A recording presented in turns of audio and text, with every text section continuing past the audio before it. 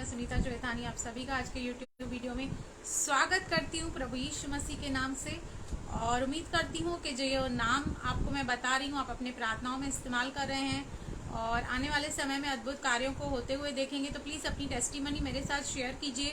और आपसे मैं बहुत नाराज़ हूँ क्योंकि आप मेरा वीडियो शेयर ही नहीं करते, फॉरवर्ड ही नहीं करते। मैं आपके लिए इतना सारा मटेरियल लेके आती हूँ, स्टडी करती हूँ, आपको बताती हूँ कैसे आपको उसे प्रैक्टिकली अप्लाई करना है। लेकिन आप प्लीज़ मेरा वीडियो शेयर कीजिए ताकि दूसरे लोगों तक भी ये फ़ायदा पहुँचे। ये नहीं कि मैं यूट्यूब से कुछ कमाती हूँ या यूट्यूब से मुझे कुछ फ़ायदा होता है। मैं 1 रुपया भी अभी तक कहाँ से भी कुछ लिया नहीं है, नहीं कमाती हूँ। मैं ये सिर्फ प्रभु के नाम को बढ़ाने के लिए, प्रभु की महिमा करने के लिए मैंने ये चैनल खोला है। मेरा कोई भी उससे कमाने का कोई पर्पस नहीं है।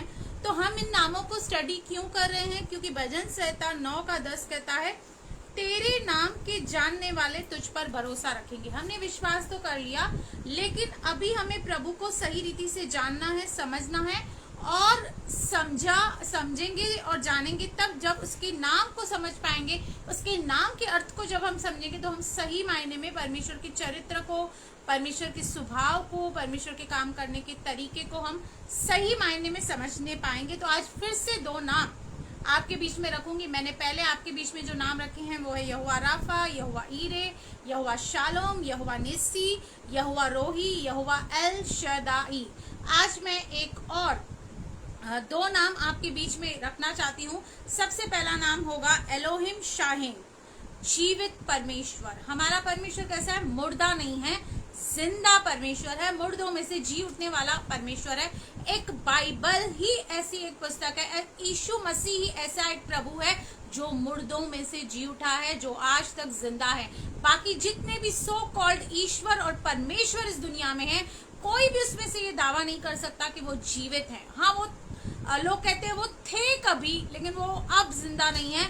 लेकिन प्रभु यीशु मसीह ये एकमात्र परमेश्वर है जिसकी कब्र आज तक खाली है। हम पढ़ेंगे 1 कुरिन्थियों 15:3-7। इसी कारण मैंने सबसे पहले तुम्हें वही बात पहुंचा दी जो मुझे पहुंची थी कि पवित्र शास्त्र के वचन के अनुसार यीशु मसीह हमारे पापों के लिए मर गया, गाड़ा गया और पवित्र शास्त्र के अनुसार तीसरे दिन भी जी उठा और कैफा को, तब 12 को दिखाई दिया। फिर वह 500 से अधिक भाइयों को एक साथ दिखाई दिया, जिनमें से बहुत से अब तक जीवित हैं पर कुछ सो गए।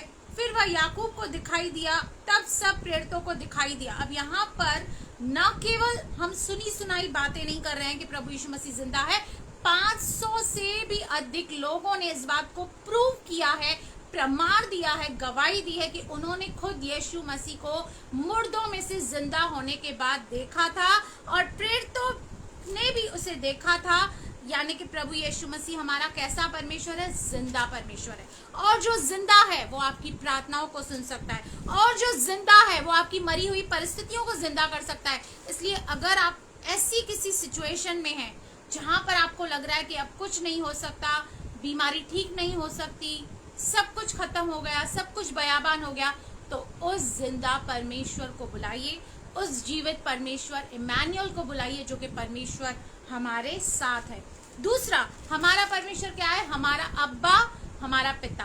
हम विश्वास के द्वारा, परमेश्वर पर विश्वास करने के द्वारा हम उसकी संतान है। प्रभु यीशु पर विश्वास करने के द्वारा हम परमेश्वर की संतान है और वो हमारा क्या है? अब्बा, पिता।